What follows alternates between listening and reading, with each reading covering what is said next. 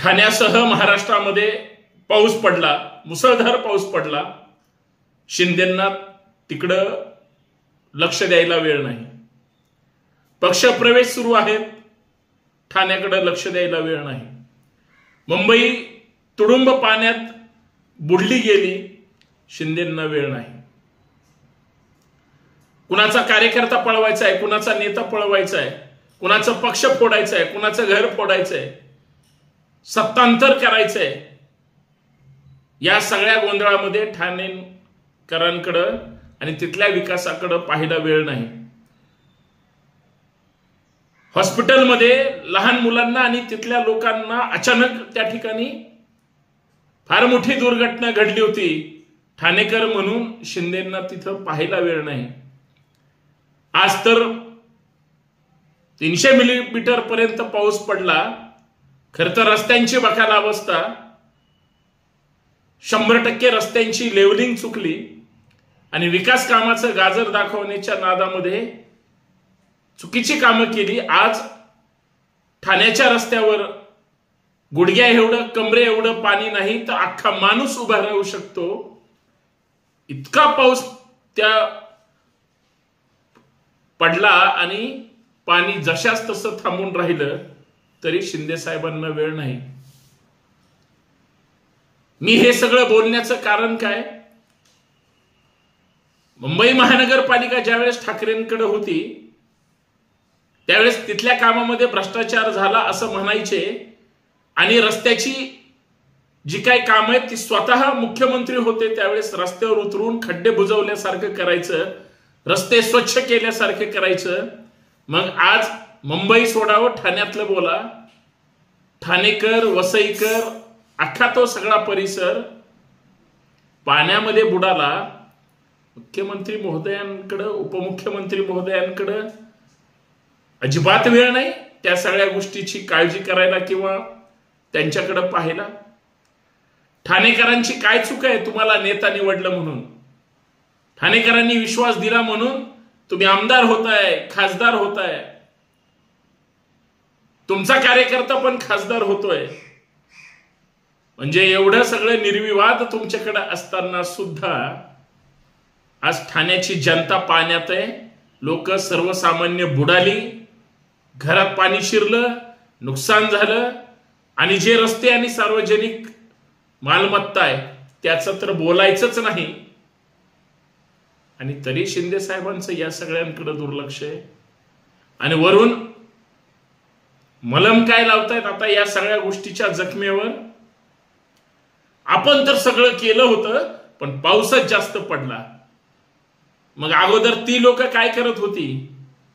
तुम्ही त्यांच्यावर सुद्धा आक्षेप घेत होतात. आता हे सरकारचं फेल्युअर नाही का? हा माझा थेट सवाल आहे. आणि याच मुद्द्यावर मित्रांनो चर्चा करायची. तमाम ठाणेकर, ठाण्यातली जनता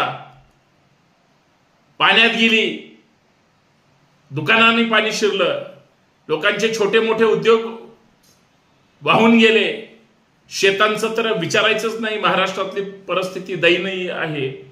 आणि त्या दयनीय अवस्थेमध्ये राज्यकर्ते फक्त तातडीनं पंचनामा करा एवढा शब्द बोलले आणि गप्प बसले. पण या सगळ्या गोंधळामध्ये जे नुकसान व्हायचं, जे नुकसान झालं त्याला कशा पद्धतीनं तुम्ही पाहणार आहे याचा सुद्धा विचार होणं गरजेचं आहे. आणि हा विचार करणारी व्यवस्था सुद्धा सक्षम नाही. मी 2-3 मुद्द्यांवर प्रकाश टाकणार आहे. मुंबई तुंबली जात होती. मुंबईचे जी काय ड्रेनेज लाईन ही गटारगंगा झाली. मुंबईच्या कामांमध्ये प्रचंड भ्रष्टाचार झाला. सगळा पैसा मातोश्रीवर जात होता अशा टीका करायचे. आता ठाण्यातले सगळे रस्ते पाण्यात गेले, अख्खं ठाणं पाण्यात गेलं, 100% ठाणं पाण्यात गेलं. आता कोण मलिदा खातंय, कुणाकडे गेलं ते सगळं, याचंही उत्तर मिळालं पाहिजे ना. नुसता मध्ये मलिदा खायची लक्षणं, येऊ द्या येऊ द्या येऊ द्या, पण किती? लोकांनी काय पाप केलं होतं? सत्ता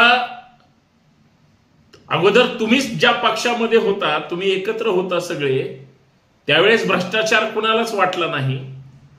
त्यावेळेस सगळे नेते आपल्या आपल्या परीनं आपल्या नेत्याचं जे काही असेल ते पूर्ण करायचेच. आता सध्या तुमचंही तुमचे खालचे कार्यकर्ते करतच असतील. हे काय लपून राहणारी गोष्ट नाही. तरी सुद्धा जर ही परिस्थिती असेल तर मग आता इतकं मोठं सगळी मुंबई तुंबली, ठाणं तुंबलं, नवी मुंबईची तीच अवस्था आहे, महाराष्ट्राची साहेब तीच अवस्था आहे. यावेळेस एकही सत्ताधारी आरोप करायला समोर यायला तयार नाही. कारण सरकार तुमचं आहे, तुमच्या विरोधात तुम्ही नाही बोलणार. इथं जर सरकार दुसरं असतं तर मात्र सगळे भाजप, शिंदे गट, पवार गट बोलायला आले असते. आज का बोलत नाहीत, का सगळे गप्प बसले, हा माझा प्रश्न आहे. महाराष्ट्रातल्या जनतेच्या प्रश्नाकडे तुम्ही दुर्लक्ष करता. आणि आता प्रश्न तुमच्याच जिल्ह्यात, तुमच्याच मतदारसंघात निर्माण झाले. साहजिक आहे तुम्ही विरोधक तेवढे सक्षम ठेवले नाही म्हणून तिथं लोक बोलत नसतील, गृहीत धरतो मी. पण जर महाराष्ट्र प्रश्न विचारतोय त्यावेळेस तुम्हाला उत्तर द्यावे लागतील. याच्यापेक्षा दुसरी वाईट आणि दुर्दैवी गोष्ट कुठली नाही. मान्य आहे, मुंबई काय, ठाणे काय, संपूर्ण महाराष्ट्रात मुसळधार पावसाची पुढच्या 24 तासात सुद्धा शक्यता वर्तवलेली आहे. कालपासून नॉनस्टॉप पाऊस पडतोय. मागच्या 15 दिवस पाऊस उघडला गेला होता. आणि जर अजून अतिवृष्टी झाली, कारण कालच्या रात्री ज्या पद्धतीचा पाऊस तुफान पडला 18 तारखेला संध्याकाळी, 19ची सुद्धा तशीच परिस्थिती असेल तर मग पाणी जाणार कुठं? आणि तुम्ही पाणी जमिनीमध्ये खाली जायला संधीच दिलेली नाही. सगळी सिमेंटची जंगलं झाली. आणि कॉन्ट्रॅक्टर हा तुमचा श्वास असल्यामुळं कशीही कामं केली तरी त्यांना बरोबर खिशात घालायचं. ही जी तुमची सगळ्या राजकीय पक्षांची पद्धत आहे त्याच्यामध्ये विकास कामाचं फक्त गाजर दाखवलं जातं. आज महानगरपालिकेवर प्रशासक असल्यामुळं संपूर्ण कुठल्याही शहरात जावा खड्ड्यांचेच रस्ते आहेत. विकास भरकटलाय. स्मार्ट सिटीच्या नावाखाली प्रचंड लुटलंय. ठाण्यात सुद्धा तीच परिस्थिती आहे, मुंबईत तीच परिस्थिती आहे, पुण्यात तीच परिस्थिती आहे, नागपूरमध्ये सुद्धा इथं तीच परिस्थिती आहे, संभाजीनगरमध्ये सुद्धा इथं तीच परिस्थिती आहे. कुठलेही शहर घ्या, सगळ्या स्थानिक स्वराज्य संस्थेच्या अधिपत्याखाली असणाऱ्या सिस्टीम मध्ये जर हीच अवस्था असेल, तिथं ना आमदार काही करू शकतात ना खासदार काही करू शकत. कारण फक्त निधी खर्च करायचा एवढंच यांना माहिती आहे.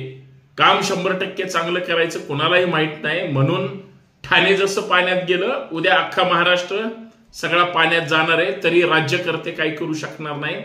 तिकडं बांधावर शेतकरी रडतोय, ओरडतोय, सगळ्या गोष्टी होत आहेत. म्हणून मी प्रश्न विचारतोय, सन्माननीय नेते मंडळी पक्षांतर करण्यात व्यस्त आहे, पक्ष वाढवण्यातच मशगूल आहे. दिल्ली फिरायला वेळ आहे, सगळ्या गोष्टी करायला वेळ आहे. फक्त त्यांना जनतेच्या हिताचं चांगलं काम आणि सध्या त्यांचं संरक्षण जनतेचं करायला वेळ नाही. याच्यापेक्षा दुसरी दुर्दैव काय? आणि मला म्हणून या विषयावर बोलायचं होतं. मी बोलतोय ते खोटं आहे की खरं आहे? खोटं असेल तर मला ठणकावून सांगा. आणि त्यांनी काय विकास केलाय ते पण सांगा. आणि खरंच मी जर बोलत असेल तर मग हे त्यांच्यापर्यंत पाठवा जे त्यांच्यावर डोळे झाकून विश्वास ठेवतात. ते दुसऱ्याचं वाईट करून आपलं कदाचित काहीही चांगलं होत नाही. पण दुसऱ्याचं चांगलं करताना आपलं चांगलं होऊ द्या, पण त्याची चांगलं करण्याची नियत ठेवा. लोक तुम्हाला दैवत मानतील. काही जण मानतात ते फक्त सत्तेसाठी. सत्ता जाऊ द्या, बघा ती लोक कुठं असतील. बाकी जनता सुज्ञ आहे. धन्यवाद. कमेंट करायला, प्रतिक्रिया द्यायला मात्र विसरू नका. धन्यवाद.